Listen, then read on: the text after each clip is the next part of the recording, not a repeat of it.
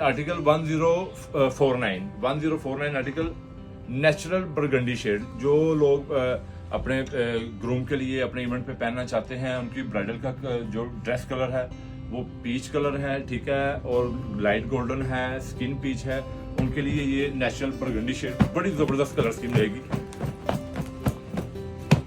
ये देखिए traditional Italian डॉनफॉर्म fabrics tropical, ये 120S में है और ये ट्रॉपिकल फैब्रिक है। इसका आप 2 पीस 3 पीस सिलवाएं और इसके साथ आपको मजे की बात है, हम इसके साथ यंगस्टर आपको कलर स्कीम करके देंगे किसकी शर्ट की। ये देखिए मैं आपको इसका लगा के दिखाता हूँ। अच्छा एक बात और, हमारे पास शर्टें आपको स्टिच हुई भी मिलेंगी। रमजान में हमने शर्टें कम से कम 1500 से 1600 शर्ट सिलवाई थी, काफी ज्यादा हमसे वो ऑर्डर पे सेल भी हो गई है, वैसे भी नेचुरल भी सेल हुई है। ये देखें, अगर आपको रेडीमेड शर्टें चाहिए तो आपको शूटिंग के साथ भी मिलेंगी, विदाउट शूटिंग के साथ भी मिलेंगी। ये देखें, ये हमने लाइट पिंक शर्ट निकाली, ये होती है यंगस्टर कलर्स की, और इसके ऊपर हम जनाब लगाएंगे पैंट कोट।